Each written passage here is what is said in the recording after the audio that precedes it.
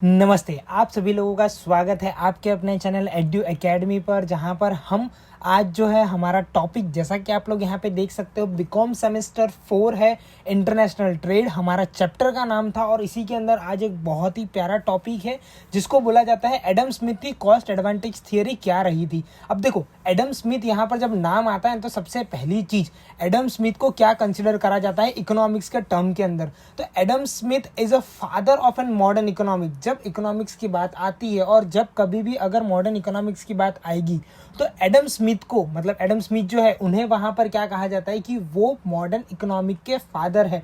उन्होंने यहाँ पर ये थियरी को प्रपोज्ड किया है, एब्सोल्यूट कॉस्ट एडवांटेज थियरी। अब ये जो एब्सोल्यूट कॉस्ट एडवांटेज थियरी है, ये जो भी थियरी रहेगी यहाँ पर इंटरनेशनल ट्रेड के लेकर ध्यान में ये थियरी उन्होंने बनाई थी। तो ये थियरी के अंदर उन्होंने बोला कि कुछ उन्होंने यहाँ पे सेमी वर्क करा हुआ है, मतलब कि पहले से कोई थियरी बनी हुई थी लेकिन उसके ऊपर इन्होंने कुछ और काम करके the wealth of the nation in 1776 के अंदर इस थियरी को उन्होंने यहाँ पे प्रेजेंट किया था। तो थियरी, ये थियरी का फाउंडेशन और ये थियरी का बेस क्या है, तो ध्यान रखना, ये थियरी जो भी थी, ये थियरी किसके ऊपर या क्या फाउंडेशन के ऊपर डिपेंड करती है। तो यहाँ पर सबसे पहली चीज ये समझी जाती है कि इंटरनेशनल ट्रेड का बेनिफिट क्या रहेगा, उसका स्पेशलाइजेशन क्या होना चाहिए। देखो, यहाँ पर बात हो रही है हमारे इंटरनेशनल ट्रेड की, तो इंटरनेशनल ट्रेड जो है ना वो ऐसे ही नहीं हो सकता है। इंटरनेशनल ट्रेड के अंदर वहां पर बहुत सारी चीजों को ध्यान में रख के इंटरनेशनल ट्रेड को कराया जाता है। अब जैसे कि अगर मैं आप लोगों को कहूं कि आपके पास खाने के लिए सिर्फ और सिर्फ 5 kg ऑफ पर्टिकुलर व्हीट है, बट आप क्या सोच रहे हो कि मैं उसको ट्रेड करके ज्यादा पैसे कमा लूं। आप ट्रेड तो कर लोगे लेकिन फिर आप बाद में खाओगे क्या? तो वो चीज को लेके यहाँ पर क्या है, इंटरनेशनल ट्रेड की थियरी लिखी गई थी और क्या चीज के अंदर स्पेशलाइज्ड हो तब आपको इंटरनेशनल ट्रेड करना चाहिए, कौन सा नेशनल ट्रेड करना चाहिए। तो इस तरीके से यहाँ पर क्या है कि इन्होंने एब्सोल्यूट कॉस्ट एडवांटेज थियरी को बताया था। तो स्मिथ यहाँ पर कुछ कहते हैं कि स्मिथ ने कहा था कि Smith argued that the country should focus on the producing goods in which they have an absolute cost advantage। Smith तो यहाँ पे सीधा सा यही बोलते हैं कि भाई अगर जो भी कंट्री है, आपको पता है कि भाई मैं, जैसे कि अगर मैं बात करता हूँ कि इंडिया की, तो इंडिया अगर गुड है मैन्युफैक्चरिंग के अंदर, या तो आप बोल सकते हो कि इंडिया जो है वो यहाँ पे राइस जो है वो बहुत ज़्यादा पैमाने में, मतलब बहुत ज़्यादा तरीके से वो प्रोड्यूस कर रहा है।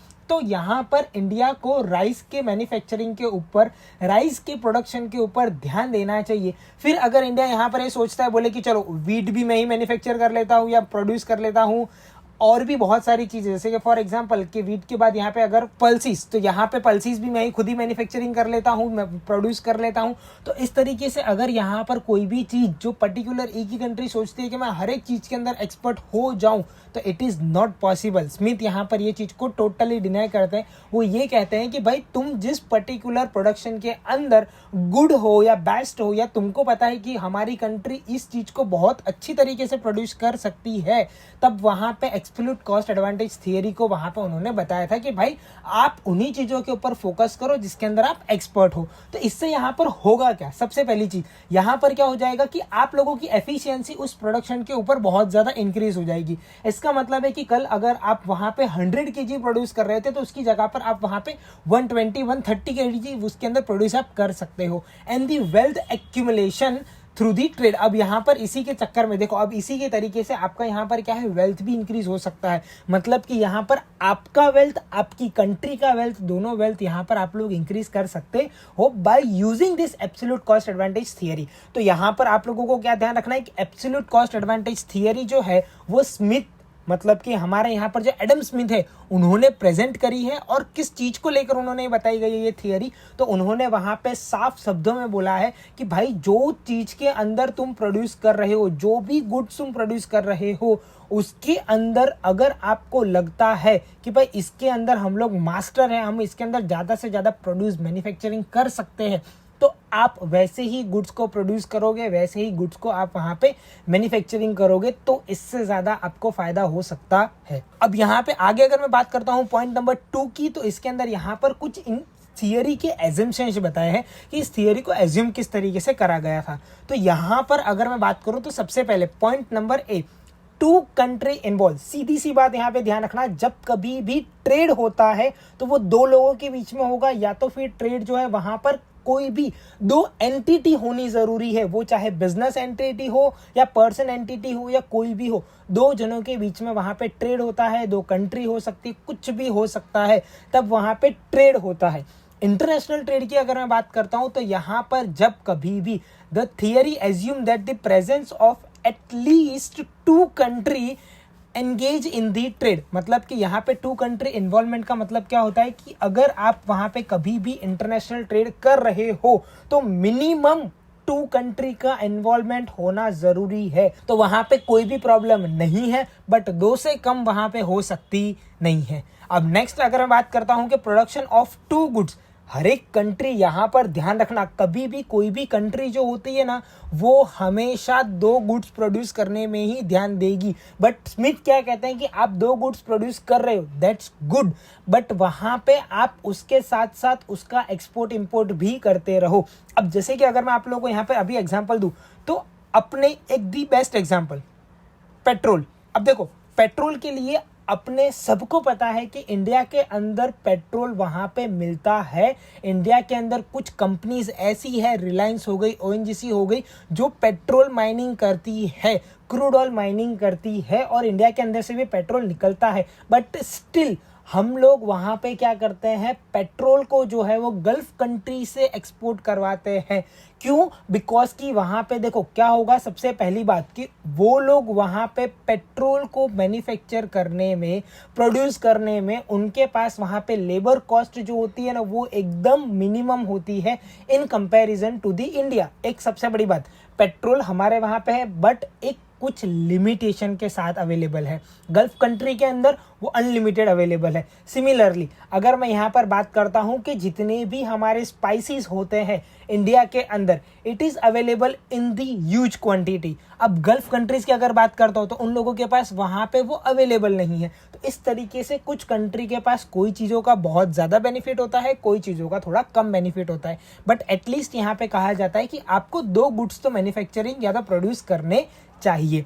नेक्स्ट अगर मैं बात करता हूं पॉइंट नंबर 6 की, तो labour as the sole factor of the production. कभी भी ध्यान रखना, कोई भी चीज आती है ना, सबसे पहली चीज ध्यान रखना, labour it is the most important factor in the production. जब आपकी प्रोडक्शन लाइन शुरू होती है उसके अंदर लेबर जो है वो बहुत बड़ा रोल प्ले करता है। तो स्मिथ यहाँ पर क्या बोलते हैं कि Smith specify the model of the considering labour as the factor of the production. Labour को वहां पर आपके प्रोडक्शन का एक हिस्सा मानना पड़ेगा।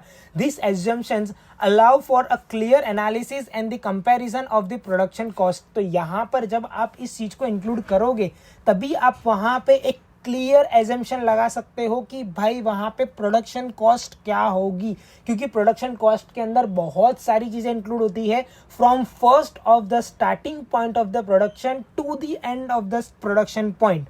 तो वहाँ पर क्या होता है कि हर एक चीज़ को इन्वॉल्व कराया जाता है कि भाई रॉ मटेरियल लाए, उसके ऊपर जो एक्सपेंस करा, उसको लाने में जो एक्सपेंस करा, उसको मैंने वेयर हाउस में स्टोर करने का एक्सपेंस, मतलब छोटे से छोटा एक्सपेंसेस उसके अंदर वहाँ पे इंक्लूड करा जाता है। नेक्स्ट अगर मैं बात करता हूँ कि difference in the labour productivity. अब देखो यहाँ पर आपको ये चीज़ भी ध्यान रखनी है, there existence a difference in the labour productivity between the to countries the most important thing.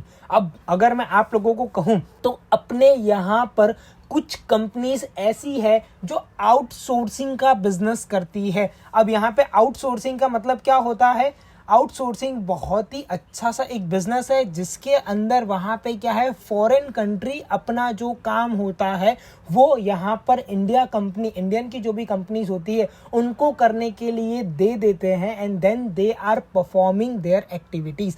मतलब कि यहाँ पर क्या होता है कि सबसे पहली चीज, अब जब कभी भी लेबर प्रोडक्शन की बात आती है तब वहां पर क्या होगा कि दो कंट्री को ध्यान में रखा जाता है, दोनों कंट्री के अंदर कौन सी चीज का लेबर कॉस्ट कितना आ रहा है। In the other word the amount of the labour required to proceed a one unit of goods different between the two nation. तो यहाँ पे ध्यान रखना, जैसे कि फॉर एग्जाम्पल के अगर तरीके से मैं आपको बताऊं तो एक यूनिट ऑफ व्हीट को मैन्युफैक्चर या तो आप बोल सकते हो प्रोड्यूस करने के लिए इंडिया में यहाँ पर 500 रुपीज़ लगते हैं।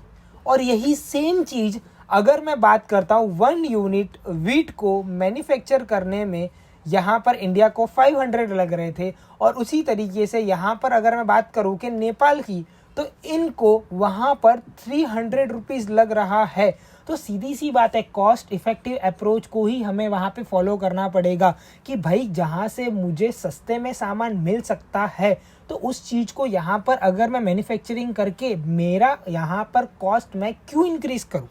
तो इस तरीके से यहाँ पर लेबर प्रोडक्टिविटी को ध्यान में रख के आप वहाँ पे आपका प्रोडक्शन को परफॉर्म करते हो। नेक्स्ट बताते हैं यहाँ पे, तो उन्होंने क्या बोला है इसका एजम्पशन के अंदर, point number E, no barrier of trade. कभी भी ट्रेड का कोई भी बैरियर नहीं होता है, कितना भी कोई भी ट्रेड क्यों ना हो। अब यहाँ पर the theory assume that free trade without any restriction और the barrier such as tariff, quotas और द ट्रांसपोर्टेशन कॉस्ट। अब यहाँ पर टैरिफ्स की बात करी जाती है, कोड्स की बात करी जाती है, ट्रांसपोर्टेशन कॉस्ट की बात करी जाती है। तो यहाँ पर ट्रेड के अंदर ये कोई बैरियर नहीं होते हैं, ये एक इजीली प्रोसेस है जिसे हमें फॉलो करना रहता है जब कभी भी हम लोग वहाँ पे इंटरनेशनल ट्रेड करते हैं तब। तो this assume as the facilitations the movement of goods between the two country, solving on production cost beneficiary differentiations. तो यहाँ पर इस तरीके से क्या बताया गया है कि कॉस्ट की कुछ चीज़ें वहाँ पर होती है जिसको हमें ध्यान में रख के कॉस्ट डिफरेंशिएशन करके वहाँ पर हमको हमारे ट्रेड को बहुत ही स्मूथली परफॉर्म करवाना होता है। अब यहाँ पर एब्सोल्यूट डिफरेंस इन दी कॉस्ट, अब यहाँ पे कॉस्ट में किस तरीके से डिफरेंस आता है, तो देखो एक यहाँ पे छोटा सा टेबल बना के रखा है मैंने। तो यहाँ पर 1 डे प्रोडक्शन ऑफ 1 लेबर, एक दिन के एक लेबर का प्रोडक्शन मैंने यहाँ पे लिखा है। तो यहाँ पर 2 सिनेरियो बताए हैं कि बिफोर ट्रेड और आफ्टर ट्रेड, मतलब कि इंटरनेशनल ट्रेड से पहले और इंटरनेशनल ट्रेड के बाद। पहले की अगर मैं बात करता हूँ तो country like India produce a 2 rice और 4 wheat and country like Nepal produce 4 rice and 2 wheat. तो यहाँ पर क्या हो रहा है, अगर मैं बात करूँ तो देखो ये यहाँ पर अगर मैं इक्वल करने जाता हूँ ना तो मैथ्स का थोड़ा सा एक टर्मिनोलॉजी लगाते हैं। तो यहाँ पर ये क्या है, 1:2 का प्रोडक्शन हो रहा है हमारा राइस और व्हीट के बीच में इंडिया के अंदर। और सिमिलरली नेपाल के अंदर यहाँ पर क्या होगा, देखो नेपाल के अंदर यहाँ पे 4 है और यहाँ पे 2 है। तो यहाँ पर क्या हो जाएगा, 1:0.5 का ये लोग मैन्युफैक्चरिंग कर रहे हैं, या तो आप बोल सकते हो प्रोड्यूस कर रहे हैं राइस और व्हीट के बीच में। अब आफ्टर इंटरनेशनल ट्रेड क्या हुआ, अब आफ्टर इंटरनेशनल ट्रेड यानी कि एडम स्मिथ की थियरी आती है यहाँ पे। एडम स्मिथ क्या कहते हैं कि भाई तुम जिस चीज के अंदर एक्सपर्ट हो, तुम्हारा पूरा एफर्ट उस चीज के अंदर लगा दो, तुम्हारा उसका प्रोडक्शन इंक्रीज हो जाएगा और ऑटोमेटिकली वहां पे तुम्हारा जो भी कॉस्ट है वो रिकवर होना शुरू हो सकता है। देखो अब यहाँ पर हमको क्या पता चला था कि भाई राइस में 2 मैन्युफैक्चर कर रहा हूँ, व्हीट में 4 मैन्युफैक्चरिंग कर रहा हूँ, इसका मतलब मैं व्हीट ज्यादा मैन्युफैक्चरिंग कर सकता हूँ इंडिया के अंदर सिनेरियो में। तो हमने राइस को यहाँ पे क्या कर दिया, 0 कर दिया कि भाई राइस को मैन्युफैक्चरिंग नहीं करना है इंटरनेशनल ट्रेड के लिए। इंटरनेशनल ट्रेड के लिए मैं यहाँ पे राइस को क्या है मैन्युफैक्चर नहीं करूंगा, मैं क्या कर दूंगा व्हीट का इंक्रीज यहाँ पे कर दूंगा। 4 का मैंने क्या कर दिया 2, मतलब कि मैंने इसको डबल इंक्रीज कर दिया। पहले मैं 4 कर पा रहा था, फिर मैंने इसको डबल कर दिया, मतलब कि अब मैं 8 मैन्युफैक्चरिंग कर रहा हूँ। इसी तरीके से यहाँ पर अगर मैं बात करता हूँ नेपाल की, तो नेपाल ने देखो यहाँ पे क्या करा, उनको पता चल गया कि भाई हम लोग जो है वो राइस बहुत अच्छे से मैन्युफैक्चरिंग कर सकते हैं, हमारे पास उतनी कैपेसिटी है। तो उन्होंने यहाँ पे क्या किया, राइस को जो था ना वो 4 मैन्युफैक्चरिंग कर पा रहे थे, उसको राइस को उन लोगों ने डबल कर दिया। अब राइस को उन्होंने कितना कर दिया, यहाँ पे 8 कर दिया। और व्हीट का मैन्युफैक्चरिंग क्या कर दिया उन लोगों ने, 0 कर दिया। अब यहाँ पे 0 क्यों करते, देखो अब जैसे कि फॉर एग्जाम्पल कि ये जो 8 है, 8 में से 4 जो है वो तो खुद के कंजम्पशन के लिए होगा, और बाकी बचा हुआ 4 जो है ना उसको हम क्या करेंगे यहाँ पे ट्रेड करेंगे इंडिया के साथ। सिमिलरली इंडिया जो 4 है वो तो अपने खुद के यूज के लिए रखेगा, और बाकी जो 4 एक्स्ट्रा मैन्युफैक्चरिंग करा है वो ट्रेड करेगा, हम किसके साथ करेंगे, नेपाल के साथ ट्रेड करेंगे। तो इस तरीके से यहाँ पर हम लोग क्या करते हैं, वाइसा वर्सा, मतलब कि राइस मैन्युफैक्चरिंग का भी हम ज़्यादा करेंगे तो हम उसका ट्रेड करेंगे, व्हीट वहाँ पे मैन्युफैक्चरिंग होगी तो व्हीट का ट्रेड होगा। तो इस तरीके से यहाँ पर चेंज इन प्रोडक्शन बताया गया है कि यहाँ पे क्या हुआ कि राइस का जो मैन्युफैक्चरिंग था वो माइनस के अंदर आ गया, मतलब कि हम राइस का मैन्युफैक्चरिंग बंद कर दिए, और उसी के साथ हम लोगों ने वहाँ पे व्हीट का मैन्युफैक्चरिंग डबल कर दिया, मतलब कि व्हीट का मैन्युफैक्चरिंग को इंक्रीज कर दिया। सिमिलरली नेपाल में भी ऐसा ही हुआ, वहाँ पे कि उन्होंने क्या करा, राइस का मैन्युफैक्चरिंग इंक्रीज कर दिया और वहाँ पे वीट का मैन्युफैक्चरिंग डिक्रीज कर दिया। मतलब कि यहाँ पे क्या हो रहा है, दोनों कंट्री को फायदा हो रहा है अगर एब्सोल्यूट कॉस्ट थियरी वो लोग अपना रहे हैं तो। क्यों दोनों कंट्री को फायदा हो रहा है? बिकॉज दोनों के अंदर यहाँ पे प्लस में ही वैल्यू आएगी, क्योंकि दोनों ने अपना एक एक प्रोडक्शन बंद कर दिया, या तो आप बोल सकते हो कम कर दिया होगा, जिससे क्या है कि वो लोग ट्रेड करके ज़्यादा पैसा अर्न कर सकते हैं। तो यहाँ पर इस तरीके से इसके ऊपर से एक छोटा सा ग्राफ भी प्रिपेयर होता है। तो पहले अपने वो ग्राफ देख लेते हैं कि ग्राफ किस तरीके से प्रिपेयर होता है यहाँ पे। तो एक हमारा होगा एक्स एक्सिस, एक हमारा होगा वाई एक्सिस। देखो मेरी यहाँ पे थोड़ी सी ड्राइंग जो है वो मैंने यहाँ पे रैंडमली क्रिएट करी है, तो इसको थोड़ा सा यहाँ पे ध्यान देते हुए हम बनाएंगे। वाई एक्सिस के ऊपर आ जाएंगे हमारे राइस और एक्स एक्सिस के ऊपर यहाँ पर आ जाएंगे हमारे वीट।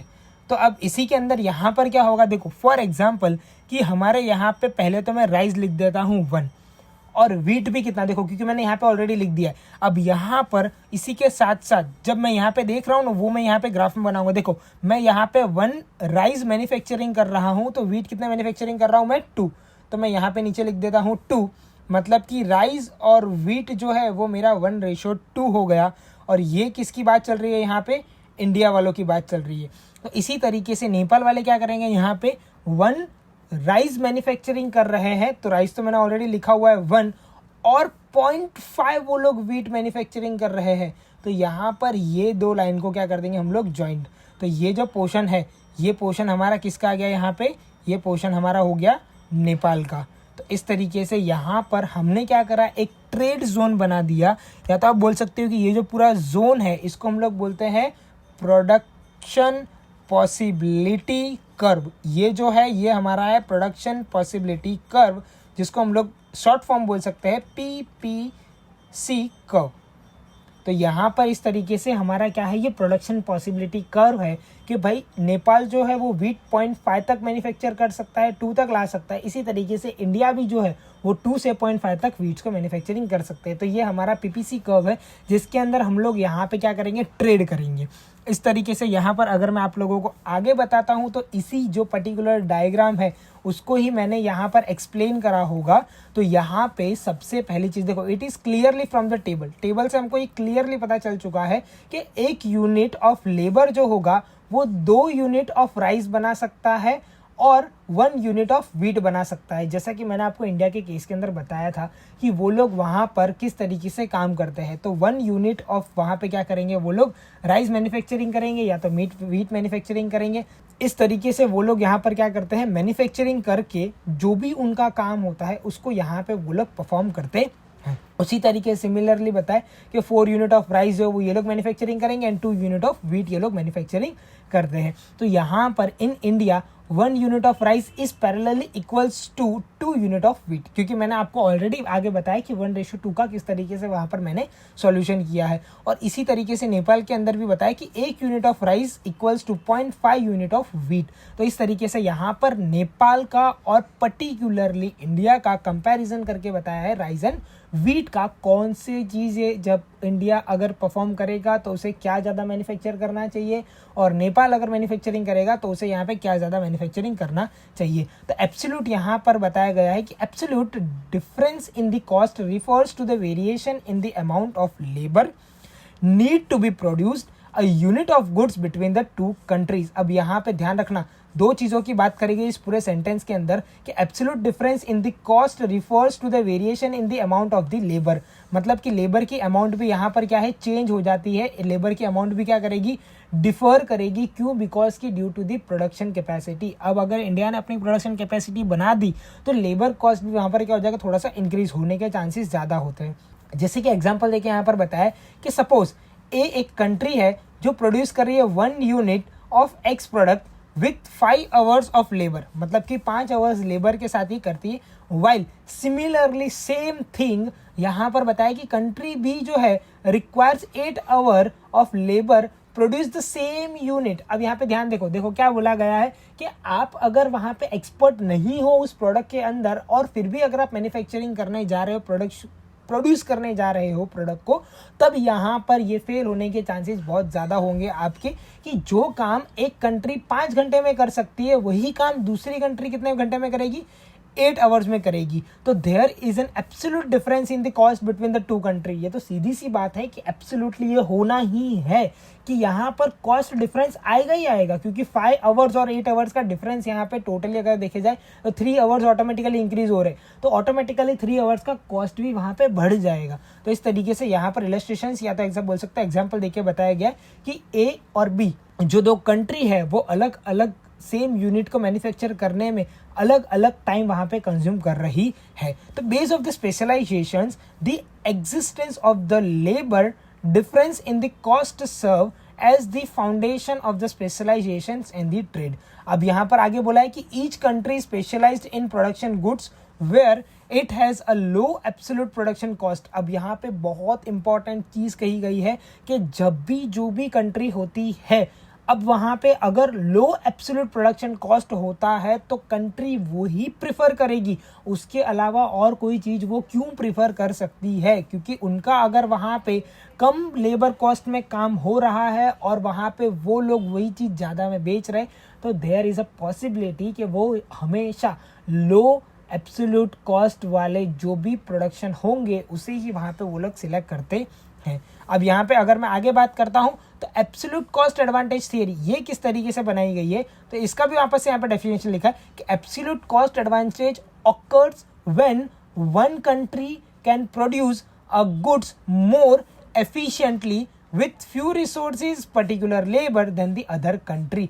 जब एक कंट्री वही चीज कम लेबर में और फुल एफिशिएंसी के साथ मैन्युफैक्चरिंग कर सकती है तो उसको हम लोग बोलते हैं यहाँ पर एब्सोल्यूट कॉस्ट एडवांटेज। वो हमारा कॉस्ट को एडवांटेज करेगा ही करेगा। क्यों? सबसे पहली चीज देखो, कम रिसोर्सेज होना, पर्टिकुलरली लेबर आपके पास अवेलेबल है तो आप उसको काम पे लगाओ और आपका काम वहाँ पे खत्म हो जाएगा। तो इस तरीके से यहाँ पर एब्सोल्यूट कॉस्ट एडवांटेज थियरी के कुछ एडवांटेजेस भी यहाँ पर बताए गए हैं। तो उसके बाद आगे हमको बोला है कि specialization and the trade. According to Smith, country should specializations in a production goods, या तो आप बोल सकते हो producing the goods in which this process an absolute cost advantage. Smith तो यहाँ पर एक ही बात बोल रहे हैं कि भाई अगर जो कंट्री है उनको पता चल रहा है कि भाई मुझे ये प्रोड्यूस करने में कुछ ज़्यादा टाइम नहीं लगता है, कॉस्ट ज़्यादा नहीं लगती है, तो आप वही चीज़ को प्रोड्यूस करो और पूरे वर्ल्ड के अंदर जहाँ पे आप चाहते हो वहाँ पे आप उसको एक्सपोर्ट कर सकते हो। अब नेक्स्ट अगर मैं बात करता हूँ पॉइंट नंबर 6 या तो सी की बात करते हैं यहाँ पे, तो मैक्सिमाइजिंग द प्रोडक्शन एफिशिएंसी। अब यहाँ पर उन्होंने क्या बोला कि जब अगर आप स्पेशलाइज्ड प्रोडक्ट पे काम करोगे तो कंट्री ऑलरेडी क्या करती जाएगी, मैक्सिमाइज करेगी उनकी पर्टिकुलरली आउटपुट बोल सकते हो, ओवरऑल एफिशिएंसी बोल सकते हो। क्यों? बिकॉज कि वो उस पर्टिकुलर प्रोडक्ट पे ही काम कर रही है जिसके अंदर वो एक्सपर्ट है। This lead to a more efficient allocation of the resources. और इससे क्या होगा कि आपके पास जितने भी रिसोर्सेज अवेलेबल है वो प्रॉपर तरीके से एलोकेट होंगे हर एक पर्टिकुलरली पर्सन्स के बीच में, जिससे आपका मैन्युफैक्चरिंग या तो प्रोडक्शन जो है वो बहुत ही शानदार तरीके से परफॉर्म हो सकता है। अब नेक्स्ट आगे बोला है कि इंक्रीज्ड द ट्रेड्स। अब ये लोग यहाँ पे क्या कर रहे हैं, ट्रेड्स को इंक्रीज कर रहे हैं। तो किस तरीके से ट्रेड इंक्रीज होगा, सोचो यहाँ पे ट्रेड इंक्रीज किस तरीके से हो सकता है। तो specialization based on the absolute cost advantage promote the increase trade between the nation. Each country focus on the producing goods in which it has a competitive advantages. The most important thing, वापस से यहाँ पर जो Adam Smith ने कह दिया कि भाई अगर तुम्हारे को इंक्रीज करना है या तो तुम्हारा ट्रेड इंक्रीज हुआ है तो वो किस वजह से हुआ होगा, क्योंकि आपने आपका जो पर्टिकुलरली प्रोड्यूसिंग गुड्स था उस पर आपने फोकस किया। इसकी वजह से वहाँ पर क्या है कि आपका कॉम्पिटिटिव एडवांटेजेस मार्केट के अंदर हो चुका है, जिससे आपको क्या होगा, landing to the maturity benefit exchanges. अब वहाँ पे आप बहुत जल्दी मैच्योर होंगे, आपका गुड्स भी बहुत जल्दी मैच्योर होगा, जिससे आपको लॉन्ग रन के अंदर वहाँ पर क्या है, बेनिफिट मिल सकता है इंटरनेशनल ट्रेड के थ्रू। Wealth creation. अब देखो यहाँ पे ट्रेड से वेल्थ भी कैसे बढ़ती है, तो स्मिथ यहाँ पर बताते हैं कि that specialisations and the trade based on the absolute cost advantage. जब कभी भी ट्रेड जो है ना वो एब्सोल्यूट कॉस्ट एडवांटेज से होगा तो would result in increasing the wealth and the prosperity of all the trading Nations. अब यहाँ पे उन्होंने वापस से यही चीज़ को थोड़ा रिवाइज करके बताया कि भाई वेल्थ कैसे बढ़ सकती है पर्टिकुलर कंट्री की। तो यहाँ पर कंट्री की वेल्थ कैसे बढ़ेगी, जब कभी भी वो लोग पर्टिकुलरली जो प्रोड्यूस कर रहे हैं उसके अंदर वो लोग एक्सपर्ट है, तो उससे उन लोगों की वेल्थ इंक्रीज होना इट इज़ अ मैंडेटरी, वो तो होना ही होना है।